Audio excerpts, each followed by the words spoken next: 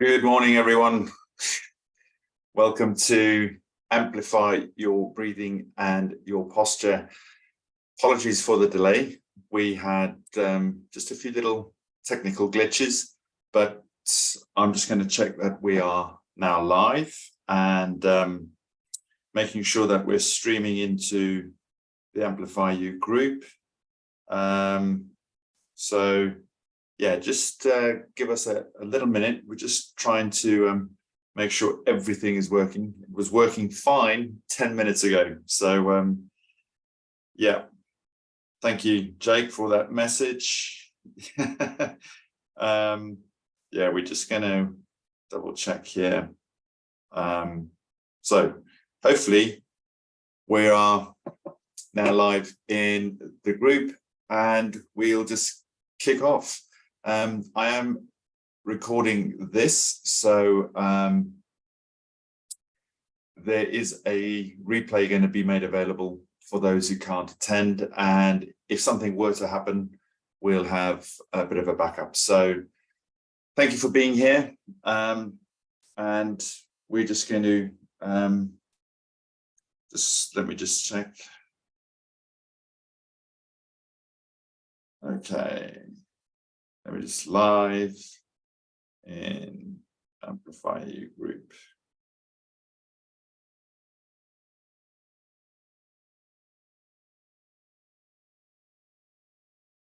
Okay.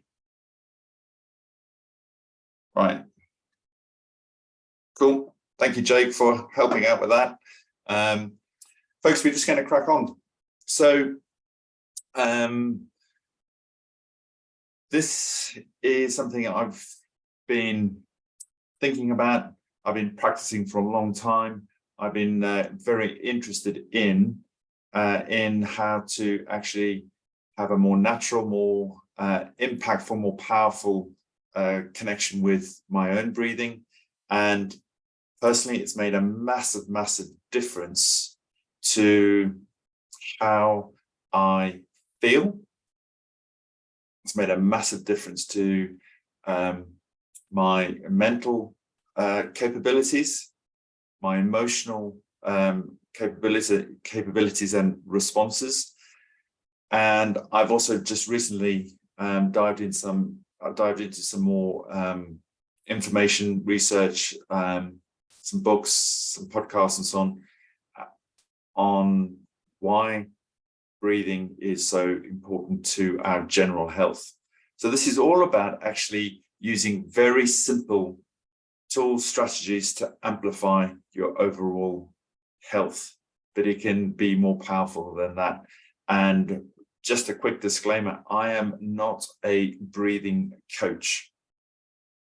I am an Alexander Technique teacher. I've been teaching the Alexander Technique since 2011, and I've incorporated how to breathe better into my teaching of clients, into workshops, working with runners, teaching them how to run more effectively, more efficiently, more naturally. And this is come from that background, and a lot of the stuff I've actually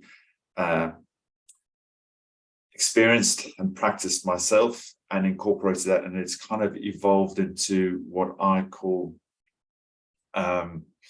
the mind body breath, and really just trying to make it as accessible and as easy for people to start using their breath to transform their general health, their mental health, and their emotional health, as well as their physical health. So there is a powerful relationship between your breathing and your posture. Inadvertently, I was helping people connect their mind and body programs, helping them to use their bodies more effectively, more naturally, more efficiently, because use affects function. And that was all part of my Alexander Technique, and breathing was incorporated into that. But there was the breathing instructions and teaching I used to do used to be actually quite centered around something that you needed to do. And then on my own, I started actually just trying to breathe into my heart. It was something that just came to me one day, and I thought, oh, what about if I just breathe into my heart? What happens then? It doesn't really make sense because you can't naturally breathe into the heart from a biological and physiological kind of perspective. But the thought of it had a massive impact on releasing my chest, my lower back, and it was very, very, very powerful. And then I realized that the Heart Math Institute in the US advocated heart breath as one of their primary modalities, and they did a huge amount of research on that. And I discovered a few other modalities. We're talking about the heart breath, and it just made so much sense. So that's how this whole interest in breathing and its influence on the body and the mind and the emotions got me really trying to improve myself with it. And I did some breath workshops as well to learn a little bit more. And here we are. So I'm going to take you through quite quickly kind of a mini masterclass on how we can develop and improve our breathing and our posture, because they are so intertwined with each other. Right, so let's just give a bit of context first. Why is breathing so important? And really, most of the diseases are related to our breathing. If we are not breathing properly, we are leaving ourselves vulnerable to toxicity, and that toxicity can actually impact our breathing quite effectively. And it can actually weaken the body. So really, this is about developing an understanding and an awareness, because improving the way we use our bodies is vital for improving our functionality, okay? And if we can improve our functionality, the way the mind and body mechanism operates, we set ourselves up for a more optimal experience of living. And there's some very simple practices that can inform your breathing. Because really, what I've realized is that by just doing some very simple things, getting it very clear in your mind and your understanding, you can radically change how you feel, how you breathe, in a very, very short space of time. Because we all have the resources and the tools to amplify our own health simply by improving our breathing and our posture. So we're going to really look at that today. And I've seen some spectacular results. I had a client recently who said, you know, they'd been diagnosed with asthma as a child, medication, and then kind of didn't take the medication as they got into adulthood. And then when they had children, working stressful lives, they were then re-diagnosed with adult onset asthma. 6-8 weeks ago, we started working together, and basically the consultant yesterday, the respiratory consultant, has said to them they don't have asthma, their breathing is fine, and they just need to keep doing what they're doing. So it can make a massive difference to your life, particularly if you've been struggling with things like asthma and so on. All right.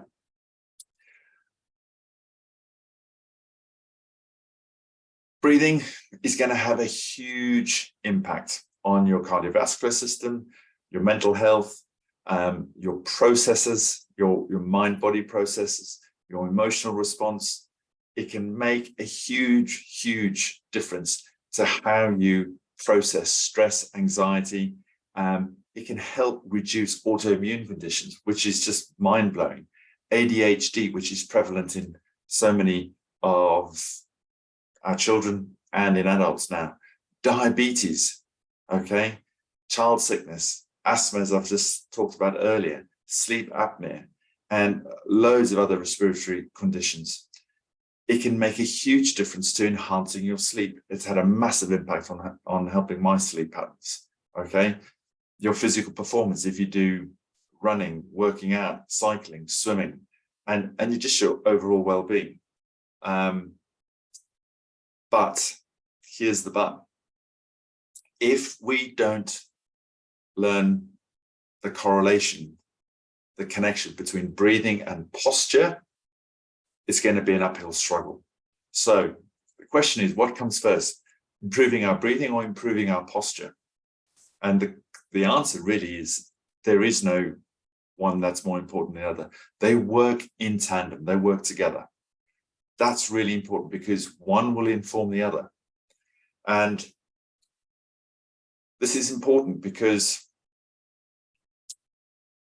what we're going to discover and what we're going to learn, and some of you probably may know this already, is that the problem with breathing is that when breathing goes wrong, it is a result of breathing through the mouth. And that is what is causing the common and serious illnesses and diseases that the human race currently suffers from. Why? It's really as a result of a very toxic, polluted, and stressful environment, ultimately. And our environment has changed massively. It's not something that we have consciously or deliberately done. We have become the product of our environment. And that environment has changed radically over the last few hundred years. And what we need to understand is that the way we have adapted, okay, the way we have adapted is by changing our skeletal structure and consequently the way we breathe. So this changing environment has affected the way we breathe, the way we sit, the way we sleep, work, the air around us has contributed to the state of disease, as I call it, something that they've discovered indigenous tribes do not suffer from. They breathe perfectly naturally through their noses, and their environments have actually not changed that much. And you know, there's evidence of this. You know, they've studied. If you read Brian Nestor's book, you see he went and looked at the catacombs in Paris and looked at how skulls had changed over time, and our respiratory systems are no longer allowing us to breathe as naturally as we did before, and therefore we need to address our breathing habits in order to learn to breathe more naturally and effectively, because our facial skeletal structure has changed because the nature of our food has changed. We don't masticate as much as we used to. Okay, we're eating lots of soft foods, processed foods. We don't chew for as long. We don't. We look for foods that are easy to eat and absorb because we're, on to the next thing. We lead busy lives, and there are lots of other various reasons. Those are just a few. So our facial structure has changed, which has made it smaller. Therefore, we've changed from nose breathing to mouth breathing, and particularly at night our breathing has changed, and by breathing through the mouth we're not breathing efficiently and effectively, therefore we're not getting as much air into the system, which is then causing the body to not rest properly and restore when it needs to restore. If we're choking on our breath at night because we're breathing through our mouth, that has been proven for the last 50 years to be one of the big causes of things like diabetes, autoimmune diseases, and many other ones. Okay, and these studies have been going on for over 50 years. And now it's becoming very evident, how many breath work coaches are out there, how many breath or breathing workshops are available. So poor breathing leads to inflammation in the body, which triggers the onset of these other autoimmune responses in the body. Despite, we've got all this information about better nutrition exercising more, getting enough sleep, all of the other advice out there. One thing I really realize is that if we are not breathing properly, there will always be that risk of being sick, okay? Whether it's physically sick, emotionally, mentally. So we need to learn how to breathe, go back to our natural breathing. So this is not really so much about doing breathing exercises. It's about learning to breathe naturally and developing that habit. We've got to cultivate it. And if we can practice that, some simple breathing practices, then we're going to amplify our general health. Okay. And we need to learn to breathe through the nose. And the question is, why are we then able to breathe through the mouth? Well, the mouth breathing is a backup system. Okay. If you think about a dog that runs for a long period, or a pack of wolves or wild dogs, they run and run and run and run, and they breathe through the mouth when they're panting. And then once they've rebalanced and restored the oxygen levels in their body, they go back to nasal breathing. Okay. And if you look at children, they run around, they don't breathe through their mouths, they breathe through their nose. So the mouth breathing is a backup system. It's to when we are chronically short of air, we can use the mouth. But essentially, we need to learn to breathe through the nose as much as possible. So how does posture come into this? Why is effective posture so important for breathing? Well, poor posture creates poor breathing, which results in a stress response in the body. So chest breathing, breathing through the mouth, breathing from the upper chest, thoracic region, okay, means there's an inadequate amount of gases being exchanged in the body. And that leads to more CO2 toxicity. So we need to be able to breathe more naturally, more effectively, i.e. get the diaphragm working, get that vacuum being created in the body to facilitate this gases exchange. And if we've got a good posture, that can make a massive difference. So if we've got proper breathing going on in the body, then we have a diaphragm that is working properly, which is actually stimulating and facilitating increased blood flow and the flow of lymph fluids, etc., throughout the body. A slower, deeper breath creates less pressure on the heart to pump more blood. It reduces our blood pressure, and it creates this flushing mechanism through the body. So it reduces the toxicity. It flushes the body of toxins. So it's really important to understand that just breathing is not just good for your lungs. It's actually part of the whole ecosystem. And the body relies on breathing to function optimally. All right. A good, natural, deep breath through the nose should be deep, slow, soft, and quiet. It should almost be imperceptible. If you look at a baby sleeping, there's very little chest movement. You sometimes have to put your ear very close to them to hear the air going in and out. Look at a dog or a cat sleeping. There's very little movement. They're not sleeping there on their back, mouth wide open. It's going in through the nose. Why nose breathing? Okay. The nose is integral to proper breathing. It filters the air, it warms it, it captures the moisture. If we breathe through the nose, we capture about 40% more moisture. If we breathe through the nose when we sleep, we don't wake up in the morning going, I need water, I'm gasping for a drink, my throat is all dry. Critically, breathing through the nose produces nitric oxide. Nitric oxide, what is that for? It actually is produced in the sinus and the nasal cavities. It causes vessels to dilate. It improves circulation. It kills viruses and bacteria and so much more. We get 6 times more nitric oxide when we breathe through the nose. So think about that 6 times. By just breathing through the nose, we're actually allowing all the vessels to open up. It's killing bacteria and viruses. And I'm convinced it's one of the reasons why I don't really struggle with colds as much as I used to. I hardly ever get them. And it's the tissues in the nose that produces nitric oxide.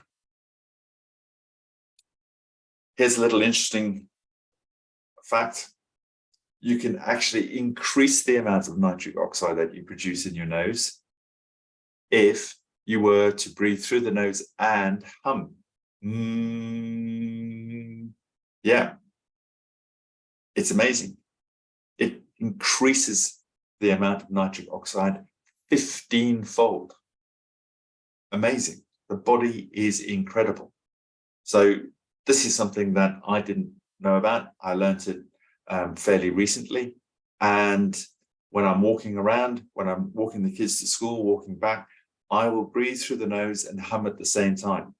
The effect is I breathe more slowly, I breathe more deeply, but most importantly, it absolutely calms the whole nervous system down. It completely chills you out, and it gives you so much clarity when you're with your thinking. It's incredible, and it's so simple to do, and it's so relaxing. Okay. And the reason it's relaxing is because it switches the vagus nerve to that parasympathetic state. So it actually calms your whole nervous system down. It switches you from survival into the thrive state just by doing that, breathing through your nose and humming through your nasal passages. Okay. Really, really important, because what this can do is quickly change your fear, anxiety, stress, overwhelm into a more calm, relaxed, aware state in seconds.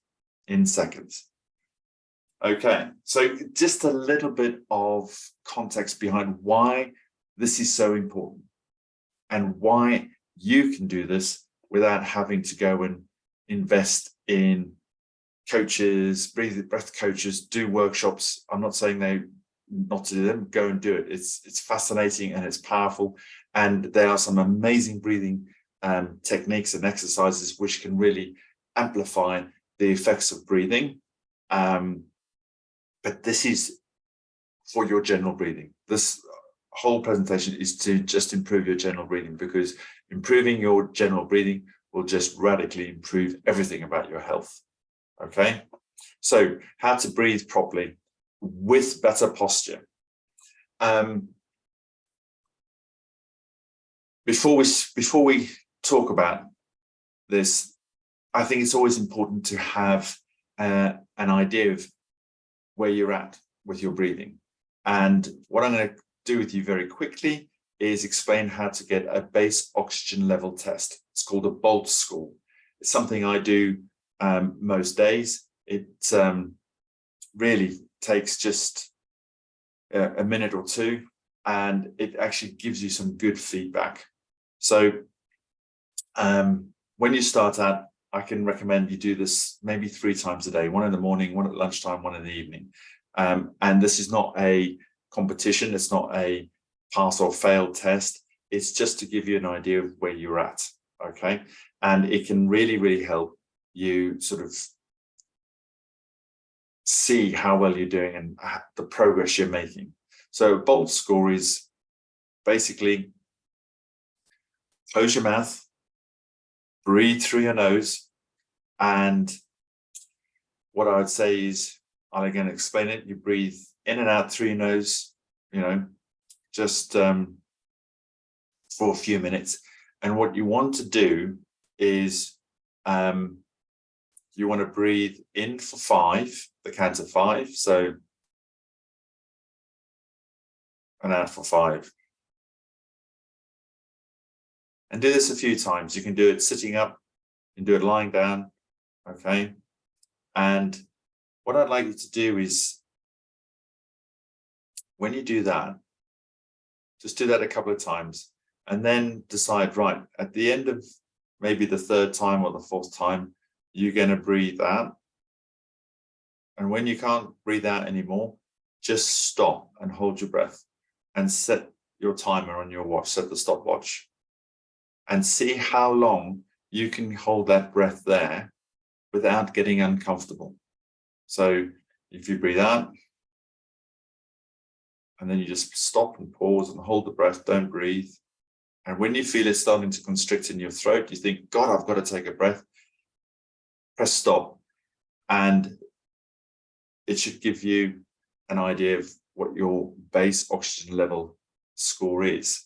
So if you can't hold that breath after the out breath for more than 25 seconds, you've got some work to do, okay? You haven't got enough oxygen really permeating through your system. A good score is around 40 seconds, but these scores will fluctuate and they will vary. And it's not about, oh, I've got to get to 40 seconds. It's just to give you some information.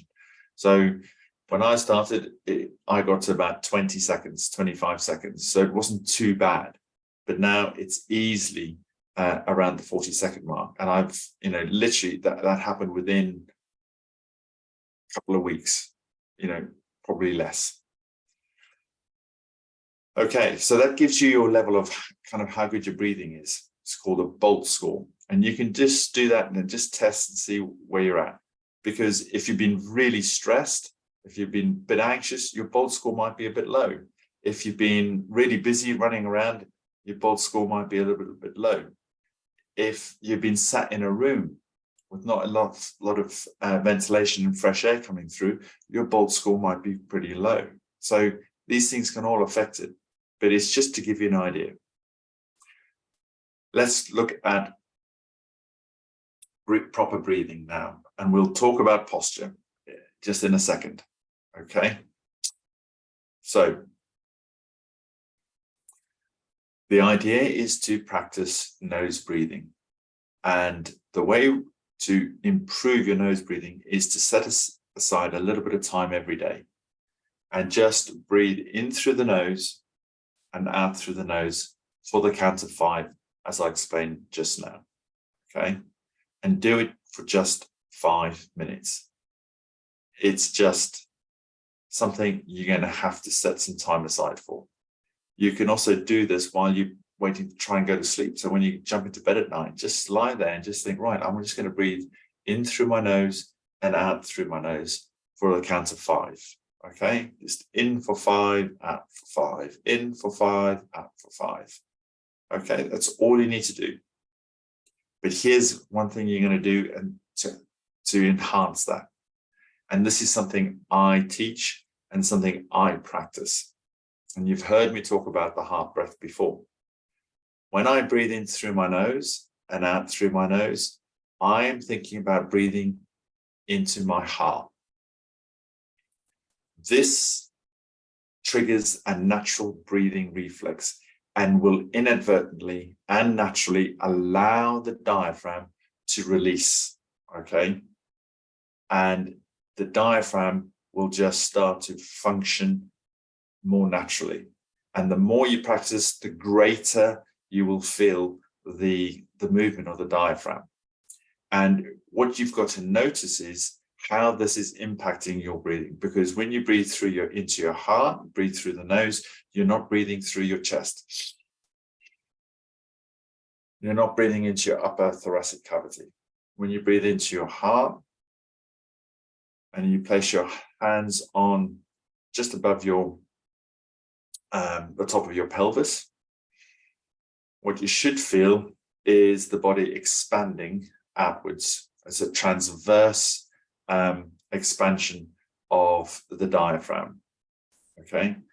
And you should also notice that your stomach and your chest is still. So we're not talking about belly breathing. We're not talking about getting the belly in and out. We're literally just allowing everything to relax and you should feel the expansion across your back. And this is going to start actually releasing your intercostal muscles, those muscles in the back, and it's going to allow your diaphragm to really expand, okay, and move more naturally up and down and create that vacuum to breathe more deeply. Remember, this is not about breathing into your belly. So you've just got to think, breathe into the heart. And what I do is I get people just to imagine a big red heart in the middle of their chest and just picture breathing into the heart, and as the heart expands and contracts with each breath. Okay, it might take a little bit of practice, takes a little bit of visualization, but it's the simplest, easiest, most powerful way to amplify your breathing. It is going to reduce your, not reduce, it'll rebalance your nervous system very, very quickly because it releases the vagus nerve as well. Okay. Fact. One more thing about nose breathing. If you're struggling to nose breathe at night and you go, what can I do at night? I tried for a few weeks. I would just put some tape over my mouth. You can go on the internet and you can buy all sorts of different tapes, Maya tape, all sorts of things. Put a bit of tape over your mouth and it'll help you breathe through your nose. And then it'll become a habit and you don't need to do it anymore. I used to drink a huge glass of water every morning. I used to wake up pretty much every morning with a sore throat. I don't have a sore throat when I wake up in the morning, and I literally might have just a few sips of water in the morning. I normally drink, a glass of water first thing, but it's not because I've got a sore throat. So just another little tip, and something that will really speed up that habit of breathing through your nose. Okay, so if you've got questions about, the taping and nose breathing and so on, please address them to me. If you are a runner, I advocate nasal breathing. I could never, ever run with nasal breathing. I would get literally a minute into my run and there would be mucus and snot and everything all around my nose, and it was just awful. It was terrible. However, I persisted. So I practiced nose breathing when I was walking, and then I got up to walking faster and faster and faster just by nose breathing, and I was able to walk for longer and longer, and it was just a process of building it up. And then when I went for a run, I used to practice and nose breathe for as long as I could, and then I'd revert to mouth breathing. But the more I practiced, the better I got, the easier it got, and I was up to 25 minutes with nose breathing. And what was amazing is that my heart rate was below 100 after a 25, 30-minute run, whereas normally it would have been over 120. So it's just a matter of practice. So, very next topic is the posture. And simply put, if you breathe into the heart, okay, that will help inform your posture. If your posture is good, it'll help your breathing into the heart. So couple of things, two very important. We spend a lot of time sitting and a lot of time collapsed here, which puts pressure on the diaphragm, which prevents the diaphragm from moving and expanding properly and to its optimal range. And what we end up doing is breathing into the chest, okay?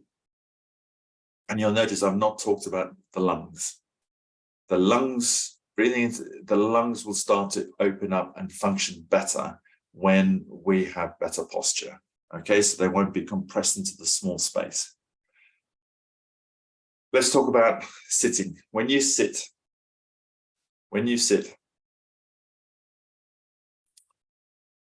there are two bones under your pelvis. We call them the sitting bones. Get used to sitting on your sitting bones. And what I advocate for people is try and get your sitting bones into the back of the chair so that you can allow your body to lengthen. Okay.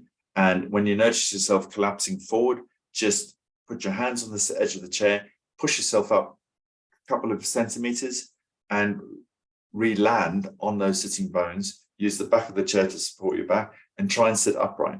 So you want almost 90 degrees at the angle, 90 degrees at the knee, and 90 degrees at your hip. Now, if you're in a car, they're not brilliantly designed for optimal sitting posture, but get the seat at the back of your seat more upright, get your seat more a little bit closer to the steering wheel, just a couple of inches, so you can actually sit more upright. And you can practice this driving around in your car. Okay, it's not going to be perfect posture, but it'd be better than just slouching down. So sit up. If you notice you're slouching over the keyboard and so on, just remind yourself, okay, can I sit up more vertically? That's the word I'm looking for. And I don't mean hold yourself up and tense your back. I mean, try and get a chair that is vertically with a vertical back and sit your bum as far back as you can so you can sit properly. Okay, so you can sit upright, and then just stop and pause and just think, right, breathe into my heart, in for 5, out for 5. And you'll notice a change in the tension in the body. You'll also notice a change in how you feel. So really, really important. The second thing is that when we stand, if we stand with our feet shoulder width apart, we naturally open the body. We give it more space, more room. If we're standing with our feet close together, we're tightening the body, we're tightening the back, we're holding our stomach, okay? And that will reduce the amount of freedom of the diaphragm. It'll lead to chest breathing. But if we stand with our feet shoulder width apart and with the weight, roughly 60% of our weight on the middle of the heels, we start to open ourselves up. We start to take up the space around us, and we create space for the diaphragm, for the rib cage, and for the lungs. So how you stand is really important to your breathing. So think about it. When you're standing, feet literally shoulder width apart, and make sure your weight is not on the front of your feet. If the weight is on the front of your feet, your whole body tenses up. So you want to have that awareness of standing with the weight more towards your heels. It's not a fixed position, it's a dynamic. And just be aware of that. I'm doing it now as I'm talking to you. So I've got my heels more connected, and I'm able to actually talk and breathe quite freely. Okay. But if I come onto my forefoot, you can almost hear it in my voice now. I'm starting to tense. You can hear there's a slight change of a tone in my voice because I'm now gripping, because I'm trying to prevent myself from falling forward, and the whole body's going into tension. Okay. So there we go. Now I'm back on my heels and I can breathe through my nose. My shoulders aren't rising up. My chest isn't moving.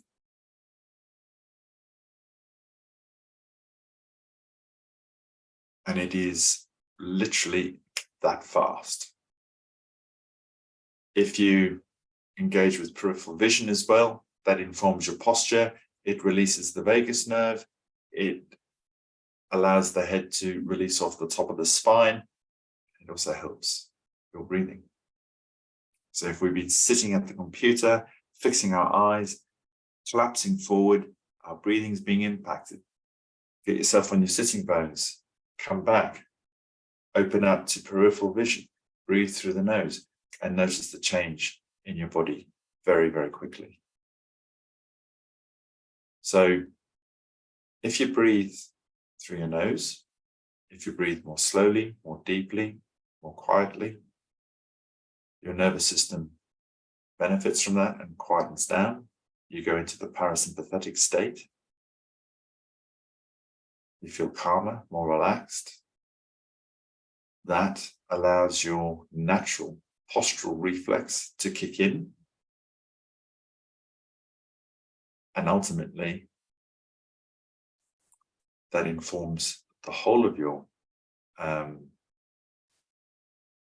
function in the body and in the mind. And you will feel calmer and you'll feel more energized.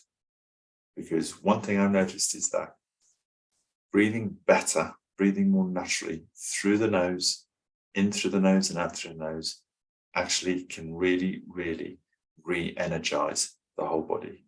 Not by doing something, but by actually restoring its natural processes, its natural ability to reset and restore very, very quickly. Quick little story. About 4 years ago, I was practicing resetting and restoring the 3 R's every day. I was breathing and I was doing all of this stuff, peripheral vision, and I was monitoring my heart rate. And it was taking roughly about 30 seconds, a little bit more, to calm down. And that was going kind of from the fight or flight state into a more thrive state. And just simply by practicing nasal breathing, practicing just allowing that powerful breathing mechanism to kick in, the response rate has come down to about 6-7 seconds. And this is really powerful. This is why breathing is used by special forces to help control their heart rate, to help them think and stay calm under severe pressure. That's why sports people are using it more and more. You'll often see sports teams, get in a huddle and they'll all just be breathing through the nose. A lot of them do a lot of pulling their air in and pushing their air out. Don't need to do that. So science is there, the evidence is there, the proof is there. All you need to do is practice. And I'm more than happy to take any questions and give some more information if anybody wants. There are so many breathing exercises that you can do. And what I've discovered is that if you keep it simple, keep it easy, it transforms really quickly. Just spend a few minutes, a couple of times a day, just breathing in through your nose, out through your nose. When you can remember, when you're walking around in the shops, to work, to school, practice nasal breathing. If you're an exerciser, start practicing just breathing through the nose. Now, it may not be very easy for some. Sometimes there's things like you might have a deviated septum, or the nose might be a bit broken. Mine is, but I struggled for years to breathe through the nose because I had huge polyp at the back. Once that was removed, no problem. So there might be other reasons why you struggle to breathe through the nose. So the goal is to try and find out how you can actually breathe through the nose, what's stopping it, what's preventing it. But if there's nothing there blocking it, then simple practice will really, really help. Okay.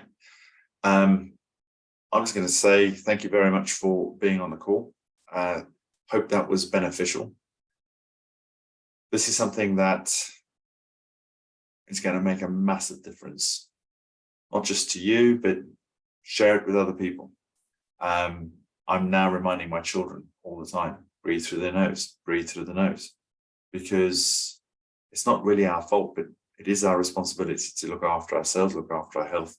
And what I firmly believe, what I want to share with as many people as possible, is that just some very simple nasal breathing practices develop into a habit, develop into better health all around. And it can look after you for a long time. And it can really, really help you amplify your health and your enjoyment of life. So thank you very much for attending. And we look forward to catching up with you really soon with some more trainings.